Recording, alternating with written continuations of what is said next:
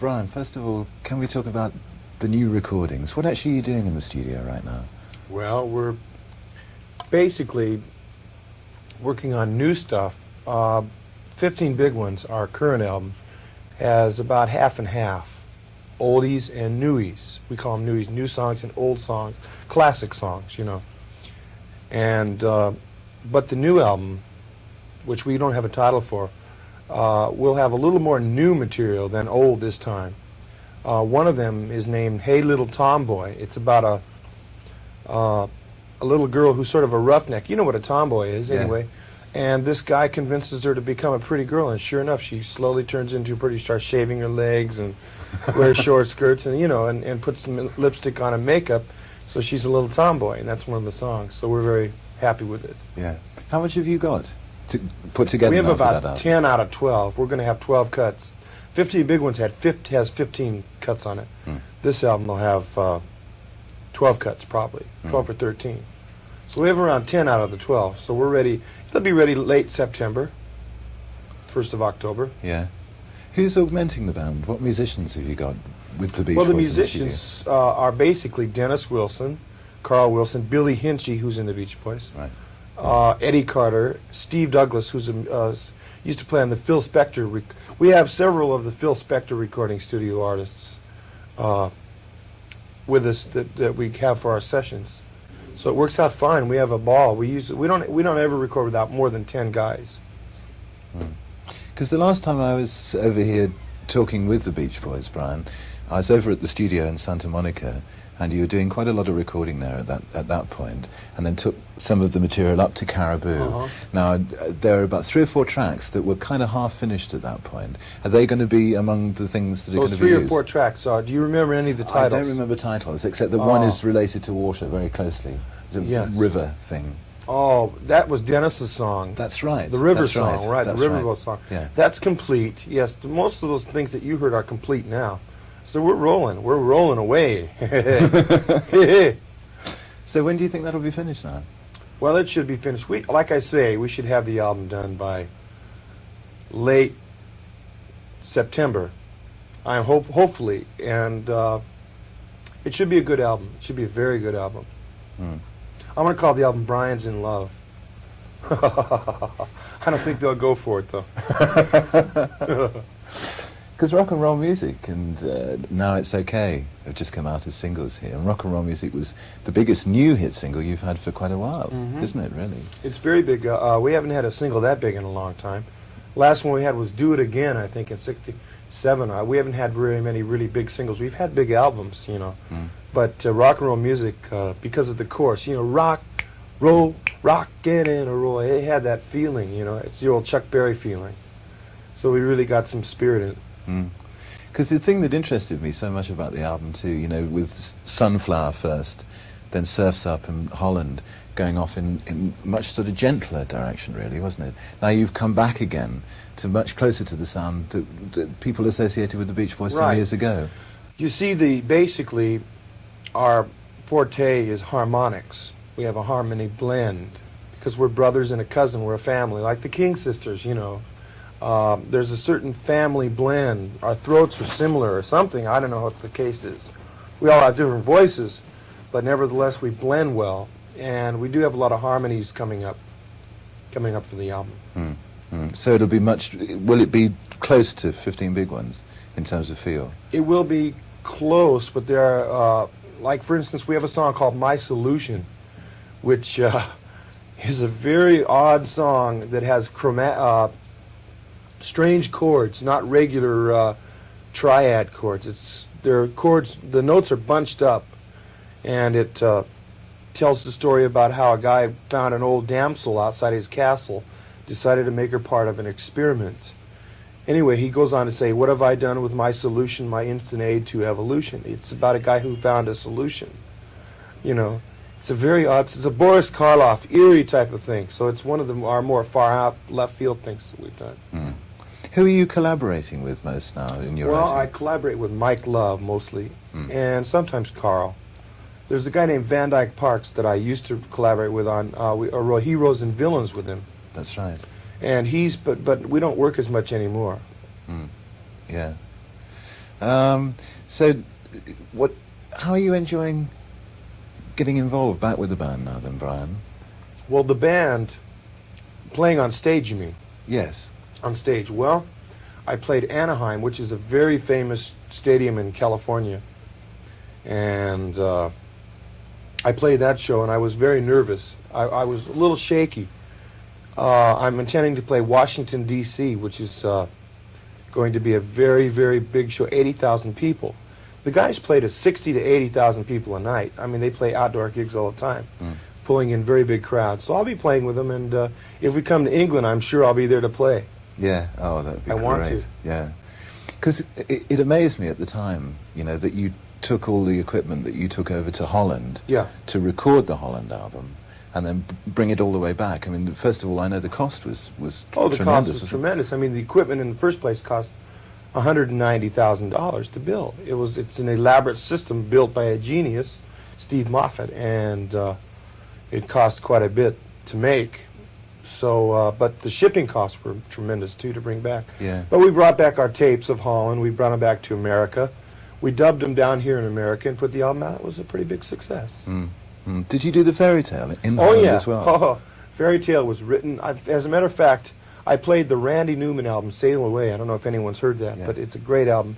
I used that for inspiration. I played that album over and over, sit there with a pencil, writing this fairy tale, but I had to have that album playing for some reason, for inspiration. And it was the wildest thing. I couldn't do it without it. There it was. I wasn't concentrating on what he was saying. I was just concentrating on the lyrics of the fairy tale. There was a mansion on a hill, but deep in a secret kingdom where a young prince lived, you know, like that. So what happened then?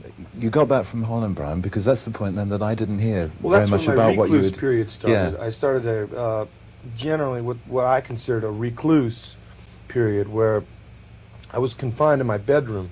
I was taking drugs. I was snorting cocaine, which I don't agree with. I mean, I don't get behind anyone snorting cocaine. It's a very bad drug, but I did, and I did it. I had a lot of money. Of course, I'm a millionaire, and I was able to get a hold of all these drugs, you know, and they fucked. I was able to get a hold of all these drugs, and they messed me up. They messed my mind up.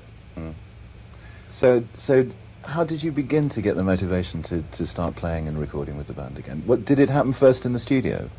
Well, what happened was my wife called a doctor, Dr. Gene Landy, and I began a series of experiments with them for rehabilitation and social control and social grace, and a series of therapy meetings, and it's done me a lot of good, and I've stayed off the drugs and come back into my own, and between my wife, the doctors, and my brothers, and my mother, and a couple friends, they all convinced me to get out of my room, get back in there in the studio, and get to work, which I did, and I'm very grateful for, because it's making me a lot of money, and it's making people happy, which is my first goal, to make people happy. Because when I was over here last time, people were saying, and I can remember almost word for word a quote, that Brian Wilson, more than anybody else, has had a profound effect over American rock music for the next 30 years, right? Yeah. Well, and you look around and you can hear it.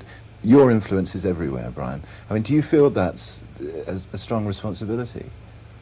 yes, I do, sure, because once you've established yourself as an artist, a producer, somebody who has a style to say, something to say with a definite, profound effect, you feel obligated to fulfill commitments. In other words, it's an artist's obligation to continue his constructive work, you know, his work. Any artist that you find has that feeling. He feels the need to please, you know, and it's a very personal thing, and it's something that that you work on. It's something that comes with, it's natural, you know. It's a natural thing. Explain to me some of the techniques that you used. For example, some of the marvelous percussive techniques on Pet Sounds. Well, on Pet Sounds, which is generally considered an interpretation of the Phil Spector recording style, or utilizing instruments, combining, say, pianos with guitars to form a unique instrument. In other words, if you combine them electronically well enough, you're not going to have a guitar or a piano. You're going to have piano-guitar, a new instrument. And if you use two pianos and two guitars, it's going to be more profound. Combining flutes and piccolos and French horns and trumpets. You see, in the 40s and 50s, arrangements were considered, okay, here, listen to that French horn, or let's listen to this string section now. You know what I mean? It was all a definite sound. There weren't combinations of sound. And with the advent of Phil Spector, we find sound combinations, which scientifically speaking is it's a brilliant aspect of sound production. So just to pick up for the cameras then, Brian, we're talking about Pet Sounds and the marvellous percussive and instrumental sort of techniques you used on that album. And you were just explaining to me the way that you were putting things together. Shall I explain it again? Yeah, please. In Pet Sounds, we utilized what we call the Phil Spector technique, which in the 20th century, it's quite a scientific advancement in music and sound. Namely that it's taking instruments and combining them to form them into a new sound. In other words, if you took a piano and a guitar and combined them properly, sound-wise, mixed the two sounds together, you come up with a new instrument or a new sound. And say you use 3 guitars and 3 pianos, well, that's 6 right there. It's a great sound, and such as combining different forms of horns together and strings and voices combined together to make certain sounds. These are technological advances in music, and we've used them. We're using them in our new album too, and in 15 Big Ones. Also utilizing the voice, where you have you're used to hearing a voice singing alone. Well, in a lot of cases, artists will put their voice on again, singing the same notes over the same notes, which is 2 voices sounding like one, only there's a mellow effect, because you never can get the 2 notes exactly the same, so they waver. So you get the wave effect, which is very good, a very sweet sound. So talking about the Pet Sounds period of time, Brian, and just on from there a bit, because there's still some confusion relating to the Smile album, the Smiley Smile album, and the Fire tapes. Right. Yeah, can you explain that? Well, initially we wanted to do an album called Smile, which when we first began it, I had crazy ideas. I was smoking hashish, and the boys were smoking it. And we were laying on the floor singing. From laying on the floor, we put the microphones down on our heads, doing crazy things, and we got into a very strange bag. And we came across a tape, a song called Fire, which I was getting pretty far out by that time. Well, it so happens that a building burned down the same day we were doing that, down the street of the studio that we were doing the Fire tapes. I had the musicians wearing fire helmets. I had a guy bring in a bucket with burning wood to smell of smoke in the studio. I mean, I was crazy. Anyway, I began to think that we started that fire somehow mystically, and we ended up destroying the tape, plus destroying a few others of the Smile tape. As a matter of fact, an album called 2020 That's right, yeah. had on it Cabin Essence. That's right. That was one of the Smile tapes. Yeah. And was anything on Sunflower, Brian, from the Smile tapes? No, nothing on Sunflower. So Cabin Essence was in fact the only right. one? Uh-huh. Yeah, that's interesting. Which of your albums, now in retrospect, still is your favourite? I think Friends is my favorite album. It's got some cute little songs on it. It's got a we didn't overdub our voices using 2 lead voices. We only used 1 separate single voice, like I was talking about the 2 voice technique. Basically, it was a more intimate sound, and it had a very personal, little folksy kind of a feeling to it. So Friends and Wild Honey, I think, are my 2 favorite albums. Because 2020 was interesting at the time too. It seemed to go on again, didn't Yes. it, from that point? I was thinking particularly of Never Learn Not to Love. And Oh, I love that song. My I do brother very Dennis much. did that, yeah. Yes, I love that song very much. So Sunflower then, let's talk a little bit about Sunflower, because again, that was even mellower in many ways, wasn't it? Sunflower. Yeah, Sunflower was a very mellow album. It had very articulate little. I went to wait a minute. There's a song called "At My Window," I think, on Sunflower, which was about a little bird, and it's a cute little album. It had a lot of delicacies to it. It was a delicate album, and which I like very much. I like delicate sounds, anything delicate. I love Donovan. I think Donovan's a very delicate artist. I've always loved him. And Surf's Up, you see, two things that occurred to me, just going back to Pet Sounds for a second, because at the time I think that Pet Sounds was an absolute milestone, and still most people regard it as perhaps one of the top 5 albums ever made. And yet in California, the reaction to that album at the time was kind of disappointing, Brian, wasn't it? Yeah, it was very disappointing. We didn't understand that. We thought that we put a lot of work into it, and we figured that we deserved some recognition and success for it. It was relatively successful, but disappointing on the overall scale. And I can't explain it. I can't explain failure of an album. I mean, from one to the next, you never know. I mean, there's Art Garfunkel I think he's great. I mean, he had a #1 album, so you never know who's going to break through with a #1 album. Who's, you know, it's very hard to determine. Because I felt in a way that the same happened to Surf's Up in America, that didn't quite actually, in terms of record sales, hit the mark that it really should have done. Because I think that that's a magnificent album. Right, thank you. Surf's Up. So, but anyway, let's talk about the future, Brian. And you're recording now. There's concerts on the way. Yeah. What are the long-term plans, medium to long-term plans? Well, I'm not familiar with all the long-term plans of the group. They do plan to do a lot of touring, and I think they plan to visit England, which I'll be going with them. They plan to, we plan to do a lot of recording. We want to do another Fairy Tale. I'm not quite sure on the content yet, but it'll have little pieces of music like it did in the other one, Mount Vernon and Fairway. Right. And but the plans are to do a lot of television, and we're going to do a movie. We did a special, a TV special. I think it's going to be aired in Britain, or already has been. And we plan to do filming, television, touring, and records. We plan to do the whole works. So when will you be over to Britain?